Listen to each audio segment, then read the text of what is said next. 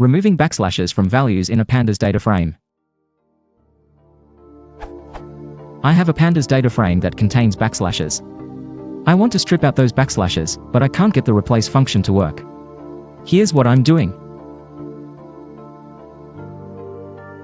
When I run this, I get an error message that says,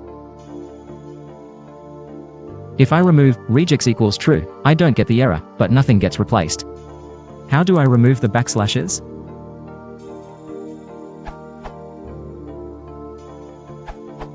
I prefer to use the string API for each column.